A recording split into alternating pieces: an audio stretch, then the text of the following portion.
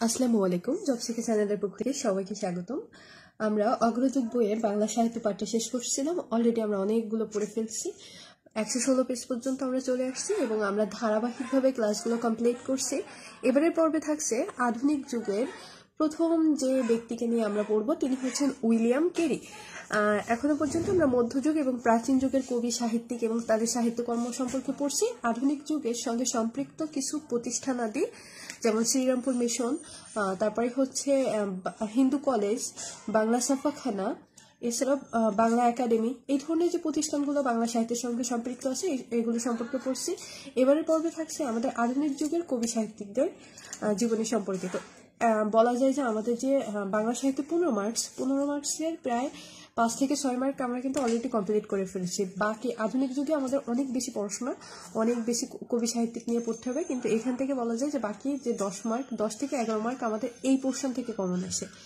তো আমরা এত বড় সিলেবাস আমরা কভার করব না, এখানে আমরা বেছে বেছে পড়বো যাদের জীবনী গুরুত্বপূর্ণ তাদের, আর যাদের জীবনী পড়বো তাদের পুরো হিস্টোরি পড়বো না, সেখান থেকে হচ্ছে আমরা বাছাই করে পড়বো। যেমন উইলিয়াম কেরি সম্পর্কে আমাদের এটা প্রথমত জানা দরকার, তিনি হচ্ছে কার সঙ্গে সংযুক্ত ছিলেন, যে তিনি হচ্ছেন যে মিশনারি সম্পর্কে, শ্রীরামপুর মিশনারি সঙ্গে সম্পৃক্ত ছিলেন।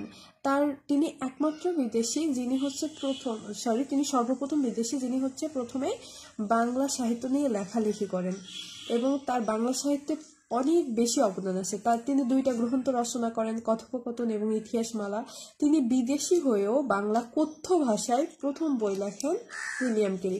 আগে আমরা দেখছি যে আমাদের যে সাহিত্যকর্মগুলো সাধারণত সাধু ভাষায় বা সংস্কৃত ভাষার যে অনুবাদগুলো ছিল, কিন্তু উইলিয়াম কেরি সর্বপ্রথম অবাঙালি হয়েও বাংলার কথ্য রীতিকে তিনি গদ্য পরিচালনা লেখেন আর হচ্ছে সাহিত্য রচনা করেন।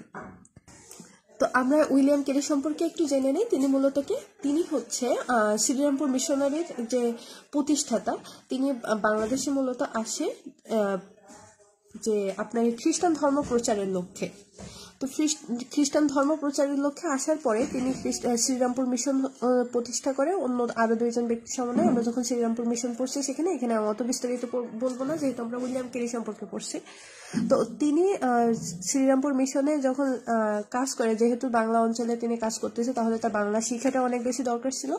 তো তিনি রামরাম বসুর তত্ত্বাবধানে বাংলা শিখে, এই জন্য হচ্ছে তার উইলিয়াম কেরির যিনি মুন্সির, তার নাম হচ্ছে রামরাম বসু। আমরা যখন রামরাম বসু সম্পর্কে পড়বো একই তথ্য আমরা আরো একবার দেখবো যে উইলিয়াম কেরির মুন্সি রামরাম বসু। তো উইলিয়াম কেরি বাংলা পড়ার পরে তিনি 2টা গ্রন্থ রচনা করে, একটা হচ্ছে কথোপকথন আর একটা ইতিহাসমালা। এছাড়াও তিনি ইংরেজিতে একটি বাংলা ব্যাকরণ রচনা করে, তার নাম হচ্ছে a grammar of the Bengali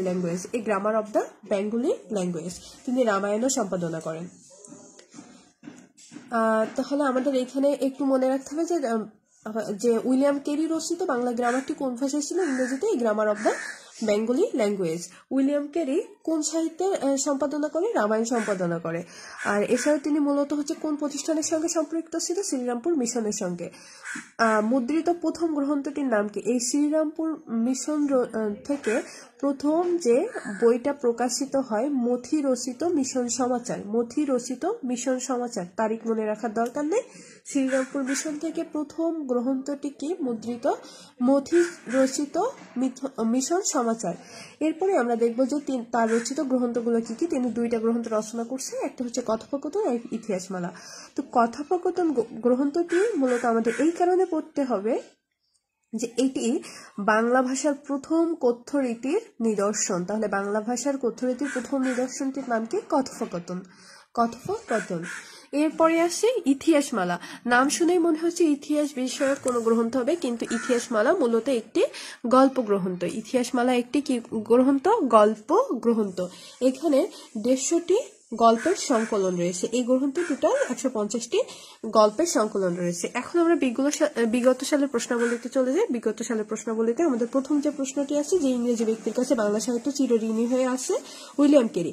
Bangla গদ্যের বিকাশে কোন বিদেশির অবদান সর্বাধিক? William Carey. 4th উইলিয়াম কলেজের প্রথম বাংলা বিভাগের প্রধান কে ছিলেন? William Carey. কথোপকথন গ্রন্থটি কার রচনা? উইলিয়াম কেরির। এটি মূলত একটি কথ্য ভাষায় রীতির একটা প্রথম হচ্ছে গ্রন্থ, যেটি বাংলা ভাষায় প্রথম কথ্য রীতিতে রচিত গ্রন্থ। কোন বইটি কেরি রচনা করে? কথোপকথন। বাংলা ভাষায় মুদ্রিত প্রথম গ্রন্থ কথোপকথন। ইতিহাসমালার লেখক উইলিয়াম কেরি। এটি ইতিহাসমালা নাম হলেও এটি মূলত একটি গল্প গ্রন্থ। এখানে গল্পের সংখ্যা 150টি। 1810 সালে দরিদ্র খ্রিস্টান সন্তানের জন্য কলকাতায় কে বোর্ডিং স্কুল প্রতিষ্ঠা করেন উইলিয়াম কেরি। তো উইলিয়াম কেরি সম্পর্কে আমাদের এতটুকু পড়া প্রয়োজন। ধন্যবাদ সবাইকে, সাথে থাকুন। পরবর্তী পর্বে আমরা রামরাম বসু সম্পর্কে পড়বো। আগামী পর্ব দেখার আমন্ত্রণ জানিয়ে এই পর্ব এখানে শেষ করলাম। আসসালামু আলাইকুম।